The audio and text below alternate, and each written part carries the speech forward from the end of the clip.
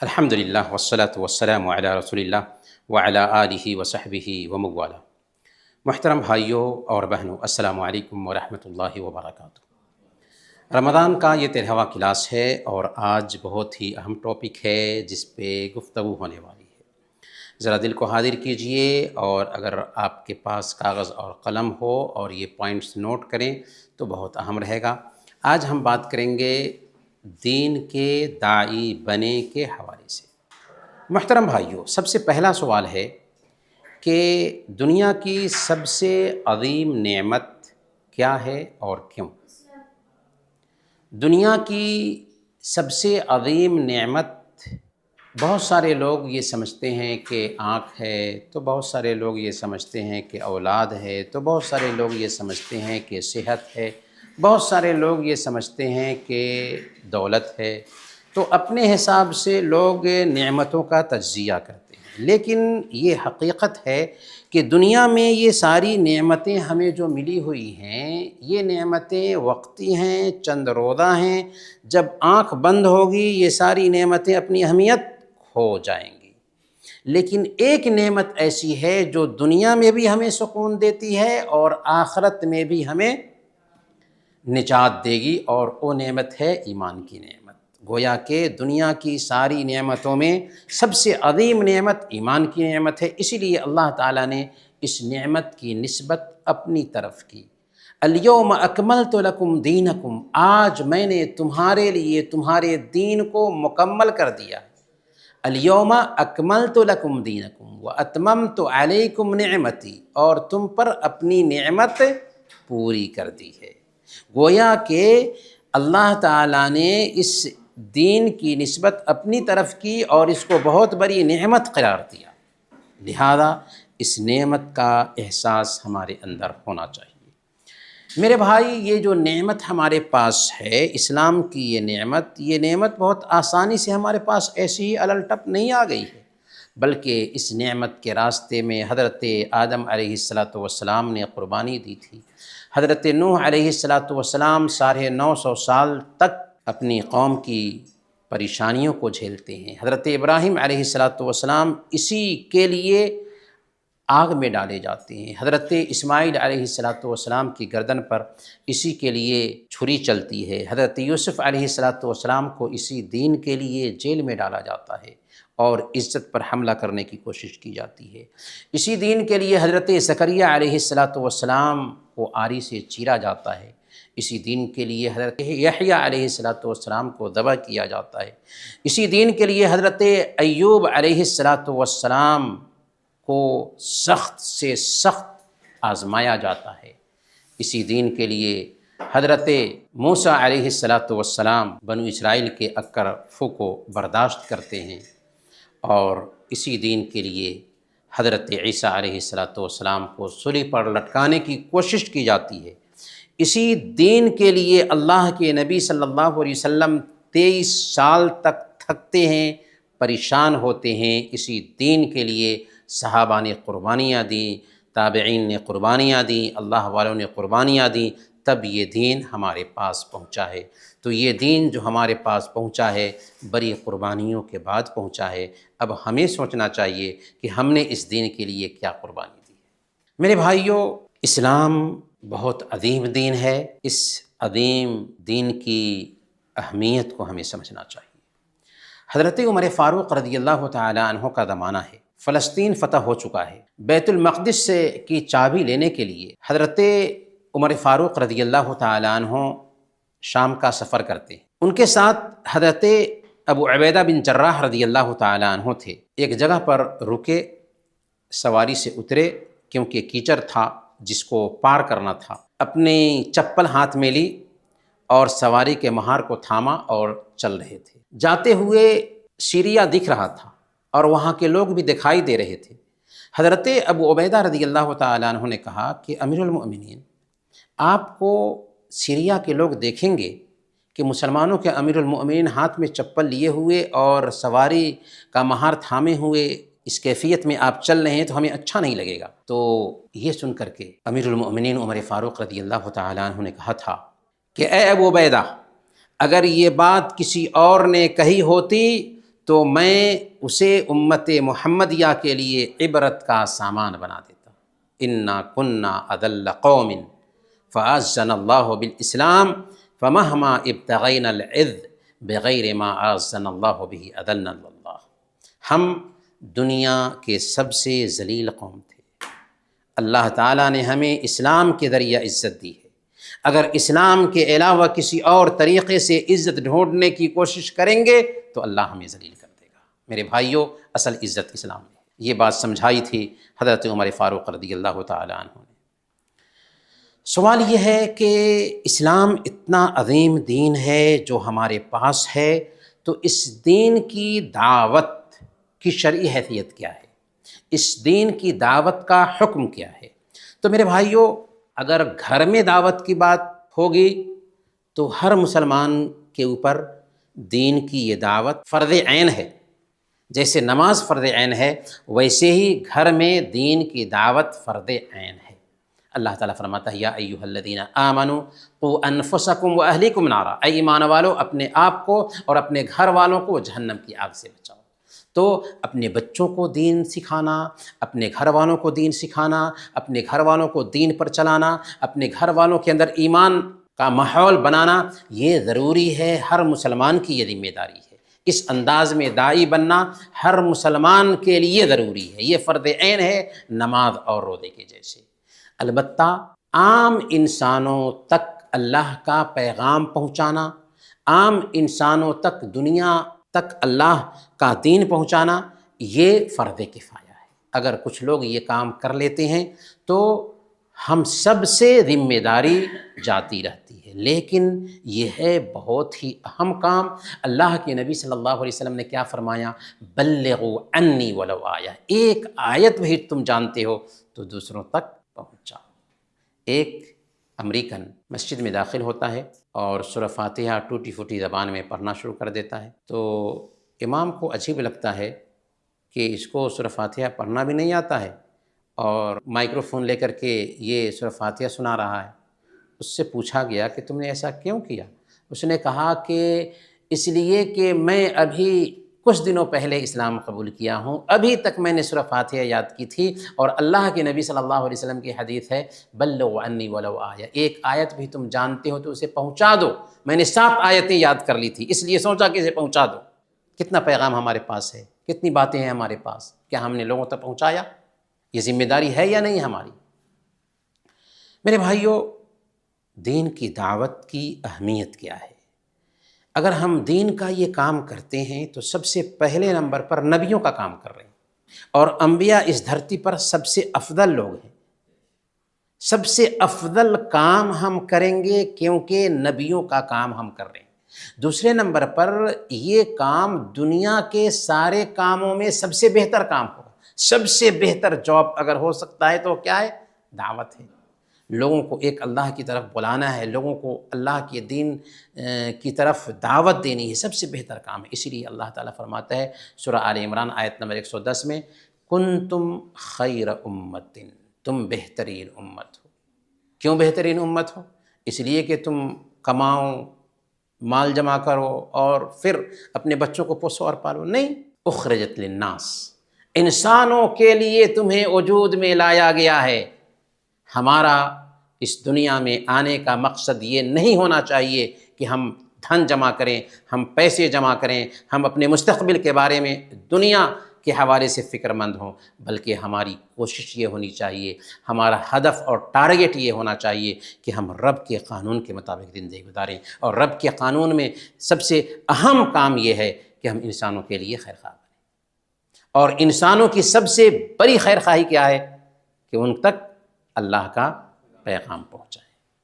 حضرت ربیع بن عامر رضی اللہ تعالیٰ عنہ صحابی رسول ہیں۔ سن 14 ہجری میں حضرت ربیع بن عامر مسلم فوج کے ساتھ قادسیہ کے میدان میں، اور جنگ ہے رستم سے، تو رستم کے دربار میں جاتے ہیں بات کرنے کے لیے مسلمانوں کی طرف سے ایلچی بن کر کے۔ ربیع بن عامر رضی اللہ تعالیٰ عنہ معمولی سپاہی ہیں مسلمانوں کے۔ جب رستم کے دربار میں جو بادشاہ ہے جاتے ہیں تو بالکل شان بے نیازی سے جاتے ہیں، یہاں تک کہ وہ لوگ مرعوب ہو جاتے ہیں۔ حضرت ربیع بن عامر سے وہ لوگ پوچھتے ہیں کہ آخر تم لوگ اس حالت میں کس لیے آئے ہو، کیا چاہیے؟ پیسے چاہیے، پیسے دے دیتے ہیں ہم تم کو۔ حضرت ربیع بن عامر نے تاریخی جملہ کہا تھا، نحن قوم ابتعثنا اللہ لنخرج من شاء من عبادت العباد الى عبادت اللہ، ہم وہ قوم ہیں جسے اللہ تعالیٰ نے اس لیے بھیجا ہے کہ انسانوں کو انسانوں کی پوجا سے نکال کر اللہ کی پوجا کی طرف لے جائے، ومن ضیق الدنیا الی سعتھا، اور دنیا کی تنگی سے نکال کر دنیا کی کشادگی اور وشالتا کی طرف لے جائیں، ومن جور الادیان الی عدل الاسلام، اور دینوں کی سختی سے اسلام کے انصاف کی طرف لے جائیں۔ یہ بات کہی تھی حضرت ربیع بن عامر رضی اللہ تعالیٰ عنہ، ایک معمولی مسلمانوں کے سپاہی نے رستم کے دربار میں۔ تو یہ جذبہ ہر مسلمان کے اندر ہونا چاہیے کہ چاہے کسی بادشاہ سے بات کرنے کی نوبت کیوں نہ آئے، لیکن اس تک ہمارا پیغام پہنچنا چاہیے۔ ہمارا پیغام ہے انسانیت تک اللہ کا دین پہنچانا، ہمارا کام ہے انسانوں کو انسانوں کی غلامی سے نکال کر رب کی غلامی کی طرف لے جانا، ہمارا کام ہے دنیا کی تنگی سے اسلام کی کشادگی کی طرف انسانوں کو لے جانا۔ میرے بھائیوں، یہ وہ کام ہے کہ اگر ہم یہ کام کرتے ہیں تو دنیا سے گزر جائیں گے، قبر میں رہیں گے، لیکن اس کے باوجود نیکی اور اجر کا سلسلہ جاری رہے گا۔ کیسے؟ صحیح مسلم کی روایت ہے، اللہ کے نبی صلی اللہ علیہ وسلم بیان فرماتے ہیں، من دعا الی ھدی کان لہ من الاجر مثل اجور من تبعہ لا ينقص ذلك من اجورہم شیئا، جو آدمی کسی بھلائی کی طرف بلاتا ہے اس کو اتنا ہی ثواب ملتا ہے جتنا کرنے والے کو ثواب ملتا ہے، اور کرنے والے کے ثواب میں کسی طرح کی کمی نہیں ہوتی۔ مطلب یہ ہوا، آپ نے ایک آدمی کو نماز کی دعوت دی، بندہ نماز پڑھنے لگ جاتا ہے، اب نماز پڑھنے کی وجہ سے اس کو جتنا ثواب ملے گا اتنا ہی ثواب آپ کے کھاتے میں بھی ٹرانسفر ہوگا۔ پھر اس نے کیا کیا؟ اس نے بھی اپنے گھر والوں کو نماز کی دعوت دی اور اس کے گھر والے بھی نمازی بن گئے، تو گھر والوں کو بھی، اگر 4 آدمی ہیں، گھر والے بھی نماز شروع کر دیے اور گھر والوں کو بھی ثواب مل رہا ہے، تو ایک پہلا آدمی اور پھر وہ 4 آدمی ایڈ ہوا، اور اس طریقے سے ان کو اپنا ثواب مل رہا ہے، اور ادھر 5 آدمی کا ثواب اس کے برابر میں آپ کے کھاتے میں ٹرانسفر ہو رہا ہے۔ حالانکہ آپ ہو سکتا ہے سوئے ہوں گے، آپ ہو سکتا ہے دنیا سے گزر چکے ہوں گے، قبر میں ہوں گے، پھر وہ 4 آدمی جو عمل کر رہے تھے وہ خود بھی دوسروں کو سکھائیں گے، تیسرے کو سکھائیں گے، چوتھے کو سکھائیں گے، اور یہ سلسلہ پھیلتا جائے گا، یہاں تک کہ امام ابن تیمیہ رحمۃ اللہ علیہ نے جو کتابیں لکھی تھی، ان کتابوں کو جتنے لوگ پڑھتے ہیں جتنا ثواب ان کو ملتا ہے، امام ابن تیمیہ رحمۃ اللہ علیہ کے کھاتے میں وہ قبر کی زندگی گزار رہے ہیں، برزخی زندگی میں ہیں، لیکن وہ سارا ثواب ٹرانسفر ہو رہا ہے۔ اس سے بہتر نیکی کا کوئی سودا ہو سکتا ہے؟ یہ احساس پیدا کرنا چاہیے اپنے اندر۔ یہ احساس جب پیدا ہوگا تو سمجھ پائیں گے کہ واقعی دوسروں کو ایک اللہ کی طرف، دین کی طرف، اللہ کے دین کی طرف بلانے کا کتنا فائدہ ہے، کتنا اجر ہے۔ میرے بھائیوں، اگر ہم دوسروں کو ایک اللہ کی طرف بلاتے ہیں تو یہ کوئی آپشن نہیں ہے، یہ اختیاری کام نہیں ہے، بلکہ اس میں ہماری نجات ہے۔ اگر ہم نہیں بلائیں گے نا تو یاد رکھیں کہ اس کی وجہ سے ہم ہلاکت کا شکار ہو سکتے ہیں۔ اللہ کے نبی صلی اللہ علیہ وسلم نے صحیح بخاری میں ایک قصہ بیان کیا۔ قصہ کیا ہے کہ مثال دی کہ اللہ کی حدود کو قائم کرنے والے اور اللہ کے حدود میں تجاوز کرنے والوں کی مثال ایک کشتی کے جیسے ہے، جس کے ایک اوپر والے حصے میں کچھ لوگ چلے گئے اور نیچے والے حصے میں کچھ لوگ چلے گئے۔ نیچے والوں کو پانی لینے کے لیے اوپر جانا پڑتا ہے، تو اوپر والوں کو تکلیف ہوتی ہے کہ نیچے والے اوپر کیوں آتے ہیں پانی لینے کے لیے، تو نیچے والوں نے سوچا کہ ہم جب نیچے سے اوپر پانی لینے کے لیے جاتے ہیں تو اوپر والوں کو تکلیف ہوتی ہے، کیوں نہ نیچے ہی میں سوراخ کر لیں اور پانی نکال لیں۔ تو اگر نیچے والے کشتی میں سوراخ کرنے جائیں گے اور اوپر والے ان کو سوراخ کرنے سے نہیں روکیں گے تو نیچے والے بھی ڈوبیں گے اور اوپر والے بھی ڈوب جائیں گے۔ اگر کشتی ڈوبی تو ڈوبیں گے سارے۔ یہ مثال دے کر اللہ کے نبی صلی اللہ علیہ وسلم سمجھانا چاہ رہے ہیں کہ اگر کسی سماج میں برائی ہو رہی ہے اور اس برائی پر آپ نکیر نہیں کرتے ہیں، آپ اس برائی پہ انکار نہیں کرتے ہیں، تو یاد رکھیں کہ اگر وہ ڈوبیں گے، وہ ہلاک ہوں گے، تو آپ بھی ہلاک ہوں گے۔ لیکن جن لوگوں نے روکا تھا وہ بچا لیے گئے۔ تو میرے بھائیوں، کہنا یہ ہے کہ دین کا جب ہم کام کرتے ہیں اور اللہ کا عذاب آتا ہے تو دین کا کام کرنے کی وجہ سے ہم بچ جاتے ہیں، ورنہ ہم بھی تباہ اور برباد کر دیے جاتے ہیں۔ میرے بھائیوں، دین کا کام انسانیت کا کام ہے۔ ایک اندھا آدمی راستے سے گزر رہا ہے اور ہم ہاتھ باندھ کر کے ایسے دیکھ رہے ہیں، راستے میں گڈھا ہے اور اس گڈھے میں وہ گر جاتا ہے اور ہم دیکھ رہے ہیں، اس کی جان نکل گئی۔ بہت بڑے انسان ہیں آپ جی، آپ ایک گڈھے میں گرتے ہوئے انسان کو دیکھا اور آپ نے اسے بچایا نہیں۔ ایک دودھ پیتا بچہ ہے، سامنے میں انگارہ آگ جل رہی ہے اور اس آگ کو ایسے پکڑنے جا رہا ہے۔ بچہ پکڑ سکتا ہے نا؟ آپ دیکھ رہے ہیں، ہاتھ باندھ کر دیکھ رہے ہیں اور بچے کو پکڑنے دیتے، یہاں تک کہ بچے کا ہاتھ جل گیا۔ آپ انسان ہیں؟ نہیں، آپ جانور ہیں۔ انسان تب ہوتے جب اس اندھے کا ہاتھ تھامتے اور گڈھے میں گرنے سے بچاتے، اس بچے کا ہاتھ تھامتے کہ ایسا نہ ہو کہ بچے کا ہاتھ جل جائے۔ بالکل ویسے ہی اگر آپ اپنے سامنے میں دیکھتے ہیں لوگوں کو جہنم میں جاتے ہوئے اور آپ نہیں بتاتے ہیں انہیں، تو وہی کام کر رہے ہیں جیسے ایک انسان اندھے کو گڈھے میں گرتے ہوئے دیکھتا ہے اور ہاتھ باندھ کر کے دیکھ رہا ہے، اس بچے کو انگارہ تھامتے ہوئے دیکھتا ہے اور ہاتھ باندھ کر کے وہ دیکھ رہا ہے۔ یہی کیفیت ہماری ہوگی، اور ایسا ایک مسلمان قطعاً نہیں ہو سکتا۔ اسی لیے اللہ کے نبی صلی اللہ علیہ وسلم نے مثال دیتے ہوئے صحیح بخاری میں یہ مثال دیا کہ میری اور تمہاری مثال ایسے ہے کہ ایک آدمی نے آگ جلائی اور پتنگیں ہیں کہ اس میں گر رہے ہیں۔ وَأَنَا آخِذٌ بِحُجَزِكُمْ عَنِ النَّارِ وَأَنْتُمْ تَقَحَّمُونَ فِيهَا، میں تمہارے کمر کو پکڑ پکڑ کر کے آگ سے کھینچ رہا ہوں اور تم ہو کہ اس میں گر رہے ہو۔ اس مثال کے ذریعہ دراصل یہی بات سمجھائی ہے کہ ایک انسان آگ میں گر رہا ہے اور تم اس کو بچا نہیں رہے ہو، یہ کیسی انسانیت ہے؟ تو سب سے بڑی انسانیت یہ ہے کہ ہم ایک انسان کو جہنم میں جانے سے بچا لیں۔ میرے بھائیوں، اگر ہم اس دعوت میں کوتاہی کرتے ہیں تو اس کے انجام کو بھی دھیان میں رکھیں۔ صحیح ابن حبان کی روایت ہے، حضرت عائشہ صدیقہ رضی اللہ تعالی عنہ بیان فرماتی ہیں کہ ایک دن اللہ کے نبی صلی اللہ علیہ وسلم ہمارے پاس تشریف لائے، میں نے آپ کے چہرے سے بھانپ لیا کہ کوئی خاص بات ضرور ہے، چنانچہ آپ نے وضو کیا اور کسی سے کوئی بات نہیں کی، گھر سے نکلے یہاں تک کہ مسجد گئے، میں نے دیوار سے کان لگا لیا کہ آپ کیا کہنا چاہ رہے ہیں۔ چنانچہ آپ ممبر پر چڑھتے ہیں، اللہ کی حمد و ثنا بیان فرماتے ہیں اور اس کے بعد فرماتے ہیں، کیا فرماتے ہیں؟ یا ایھا الناس ان اللہ تبارک و تعالی یقول لکم مروا بالمعروف وانہوا عن المنکر قبل ان تدعونی فلا اجیبکم وتسألونی فلا اعطیکم وتستنصرونی فلا انصرکم۔ اے لوگو، اللہ تعالیٰ فرماتا ہے بھلائی کا حکم دو اور برائی سے روکو، اس سے پہلے کہ تم دعا کرو اور تمہاری دعا قبول نہ کی جائے، تم سوال کرو اور تمہارا سوال پورا نہ کیا جائے، تم مدد طلب کرو اور تمہاری مدد نہ کی جائے۔ حضرت عائشہ صدیقہ رضی اللہ تعالی عنہ کہتی ہیں کہ اللہ کے نبی صلی اللہ علیہ وسلم اس کے علاوہ اور کچھ نہیں کہتے اور ممبر پر سے اتر کر آ جاتے۔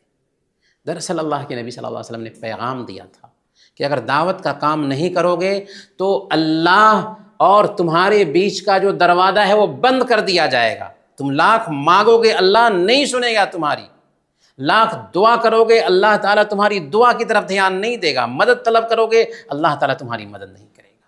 تو میرے بھائیوں، اصل مسئلے کا حل کہاں ہے؟ دعوت میں۔ ہمارے سارے مسائل کا حل دعوت میں ہے میرے بھائی۔ ہدہد پرندہ کا نام سنا ہے آپ لوگوں نے؟ ہدہد پرندہ کا ذکر سورہ نمل میں کیا گیا ہے۔ یہ پرندہ حضرت سلیمان علیہ السلام کے انڈر میں ہے، کیونکہ پرندوں پر بھی حضرت سلیمان علیہ السلام کو اختیار دیا گیا تھا۔ ایک دن جب پرندوں کا جائزہ لیا تو ایک ہدہد کو غائب پایا۔ حضرت سلیمان علیہ السلام نے سختی سے کہا کہ میری اجازت کے بغیر کیسے چلا گیا، اس کو سخت سزا دیں گے۔ جب پرندہ آتا ہے تو رپورٹ پیش کرتا ہے کہ سلیمان علیہ السلام، آپ کو پتہ ہے کہ میں ایسی جگہ سے آ رہا ہوں جہاں ایک ملکہ ہے، اور ملکہ اپنے لوگوں کے ساتھ سورج کی پوجا کرتی ہے۔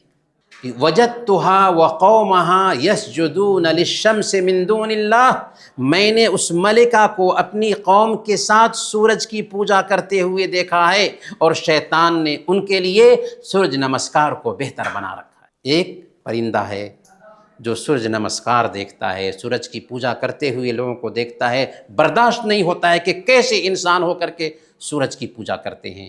وہ آتا ہے حضرت سلیمان علیہ السلام تک ساری کیفیت پہنچاتا ہے، حضرت سلیمان علیہ السلام کا خط لیتا ہے، ملکہ سبا تک پہنچتا ہے، یہاں تک کہ یہی خط سبب بنتا ہے کہ ملکہ سبا آتی ہے، اسلام قبول کرتی ہے، اور ساری قوم مسلمان بن جاتی ہے۔ تو ایک پرندے کا کردار ہے جو ایک پوری قوم کے اسلام کا سبب بنتا ہے۔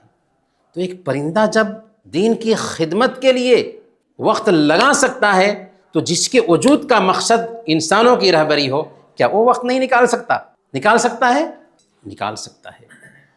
میرے بھائیوں، ایک بہت ہی گہری بات ہے جو ایک اورینٹلسٹ نے کہی ہے، یا لہ من دین لو کان لہ رجال، کتنا ہی اچھا دین ہے، کتنا ہی عمدہ دین ہے، کتنا ہی بہتر دین ہے، کاش کہ اس کے پاس ویسے لوگ بھی ہوتے۔ دین تو بہت اچھا ہے، لیکن اس دین کے ماننے والے ویسے نہیں ہیں۔ مجھے یہاں پر ایک قصہ یاد آ رہا ہے۔ سید سلیمان ندوی رحمۃ اللہ علیہ ایک مرتبہ ٹرین کے سفر میں تھے، اسی بوگی میں روندر ناتھ ٹیگور تھے۔ ایک تیسرے آدمی نے سید سلیمان ندوی صاحب سے ایک سوال پوچھا۔ سوال یہ تھا کہ میں نے اسلام کا اسٹڈی کیا تو پتہ چلا کہ اسلام بہت تیزی سے پھیلا، لیکن آج کیا وجہ ہے کہ اسلام اتنی تیزی سے نہیں پھیل رہا ہے؟ تو سید سلیمان ندوی صاحب سے یہ سوال کیا گیا تھا۔ سید سلیمان ندوی رحمۃ اللہ علیہ نے کہا ٹیگور سے کہ آپ اس کا جواب دیجیے۔ ٹیگور نے کہا کہ بات یہ ہے کہ پہلے لوگ اسلام کو مسلمانوں کی زندگی میں دیکھتے تھے، اور دیکھ کر کے پتہ لگا لیتے تھے کہ جب مسلمان ایسے ہیں ان کا دین کتنا اچھا ہوگا۔ لیکن آج لوگوں کو اسلام لائبریریوں میں ڈھونڈنے کی ضرورت ہوتی ہے، اور وہی اسلام کو جان پاتا ہے جو اسلام کا اسٹڈی کرتا ہے۔ بہت پتے کی بات کہی تھی۔ تو یہ اورینٹلسٹ کہتا ہے کہ کتنا ہی عمدہ دین ہے، کاش کہ اس کے پاس ایسے لوگ ہوتے۔ کیا ہم نہیں ہیں اسلام کے ماننے والے؟ ہیں یا نہیں؟ کیا ہم اسلام کے لیے قربانی دینے والے بنیں گے یا نہیں بنیں گے؟ بنیں گے انشاءاللہ، بنیں گے انشاءاللہ۔ میرے بھائیوں، کویت کی دھرتی پر ہی ایک شخصیت پیدا ہوتی ہے جو MBBS ڈاکٹر تھے، ڈاکٹر عبد الرحمن السمیت۔ 29 سال کا عرصہ افریقی ممالک میں گزارتے ہیں۔ وہ MBBS ڈاکٹر تھے، اچھی نوکری تھی ان کی، لیکن نوکری چھوڑ دی، چلے گئے افریقہ، اور وہاں کتنا وقت لگایا؟ 29 سال وقت لگایا۔ ڈائریکٹ ایڈ سوسائٹی کے وہ فاؤنڈر ہیں، ڈائریکٹ ایڈ سوسائٹی کویت میں آپ دیکھیں گے، اس کے فاؤنڈر ہیں وہ۔ تو 29 سال تک افریقی ممالک میں وقت گزارتے ہیں۔ اس بیچ 11 لاکھ لوگوں نے ان کے ہاتھ پر اسلام قبول کیا۔ ایسا کیسے ہو سکا؟ ایسا اس لیے ہو سکا کہ انہوں نے اپنے آپ کو وقف کیا تھا کہ ہمیں جس مقصد کے لیے اس دنیا میں وجود میں بخشا گیا ہے، اس مقصد کو ہم حاصل کریں۔ میرے بھائیوں، عام طور پر ہم یہ سوچتے ہیں کہ حالات ٹھیک نہیں ہیں دعوت کے لیے، اس لیے جب سخت حالات ہیں تو ان میں دعوت کا کام روک دینا چاہیے۔ غلط ہے، یہ سوچ غلط ہے۔ سخت حالات اس لیے پیدا ہوتے ہیں کہ دعوت کا کام نہیں ہوتا، اور اگر سخت حالات ہیں تو وہاں پر دعوت کا کام اور زیادہ ہونا چاہیے۔ ایک مثال میں دوں گا آپ کو۔ یہ بات بڑے بڑے اورینٹلسٹ کون ہیں؟ مستشرقین ان کو کہتے ہیں، جنہوں نے اسلامیات کا اسٹڈی کیا، حالانکہ یہودی یا عیسائی تھے۔ اسلام پر اعتراض کرنے کے لیے انہوں نے اسلامیات کا اسٹڈی کیا۔ ان لوگوں نے مانا ہے کہ اسلامی تاریخ میں جب مسلمان کمزور رہے ہیں اس وقت اسلام سب سے زیادہ پھیلا۔ موٹی سی مثال، تاتاریوں کی مثال دیکھیے۔ سن 656 میں تاتاریوں نے بغداد پر حملہ کیا۔ بغداد پر جب حملہ کیا تاتاریوں نے تو اینٹ سے اینٹ بجا دی تھی بغداد کی۔ جانتے ہیں 18 لاکھ مسلمانوں کو تہہ تہہ کیا تھا تاتاریوں نے، اور ایسی حالت بنا دی تھی کہ نہر دجلہ سرخ ہو گیا تھا مسلمانوں کے خون سے۔ ایک تاتاری عورت کسی مسلمان کو دیکھتی تو کہتی کہ ابھی اسی جگہ پر ٹھہرے رہو، میں تلوار لے کر کے آتی ہوں تب تمہیں قتل کروں گی۔ او سہما ہوا، وہیں پہ ٹھہرا رہتا، یہاں تک کہ وہ عورت جاتی تلوار لے کر کے آتی اور اس کو قتل کر دیتی تھی۔ وہ بھاگ بھی نہیں سکتا تھا، اس کیفیت سے دوچار ہو گئے تھے مسلمان۔ لیکن ہوا کیا پھر بعد میں؟ تاریخ پر یہ تب سمجھ میں آئے گا۔ یہی تاتاری جب مسلمانوں کو اپنا غلام بناتے ہیں، اور یہ مسلمان جب ان کے غلام بن جاتے ہیں تو ان کے گھروں میں کام کرتے تھے، ان کے انڈر میں تھے، انہوں نے اسلام کو اپنی زندگی میں اتارا تھا۔ جب انہوں نے ان کے اندر اسلام دیکھا، اسلام کی بیوٹیز کو پرکھا، تو وہی تاتاری بڑی تعداد میں اسلام کو ہے ایاں یورش تاتار کے افسانے سے پاس باں مل گئے کعبہ کو صنم خانے سے۔ علامہ اقبال نے یہی بات کہی ہے کہ حملہ کیا تھا تاتاریوں نے، اتنی بڑی تباہی مچائی تھی، لیکن وہی تاتاری بعد میں مسلمان بن جاتے ہیں۔ تو پتہ کیا چلا؟ پتہ یہ چلا کہ جب دعوت کا کام ہوتا ہے تو جو لوگ اسلام کے دشمن ہوتے ہیں وہی لوگ اس دین کو اپناتے ہیں، کیونکہ یہ دین ہماری بپوتی نہیں ہے، یہ دین ساری انسانیت کے لیے آیا ہے، اس لیے انسانوں تک یہ دین پہنچنا چاہیے۔ جو لوگ اسلام کی مخالفت کرتے ہیں وہ اسلام کو نہیں جانتے ہیں، اس لیے مخالفت کرتے ہیں۔ جب وہ جان لیتے ہیں کہ یہ چیز ہماری تھی تو فوراً اس کو اپنا لیتے ہیں، جیسا تاتاریوں کے ساتھ ہوا۔ میرے بھائیوں، اب ہمیں ایک سوال پہ غور کرنا ہے کہ ہم نے اب تک اپنے دین کے لیے کیا کیا؟ اپنے آپ سے سوچیے، میں ابھی بات نہیں کروں گا، سوچیے ذرا۔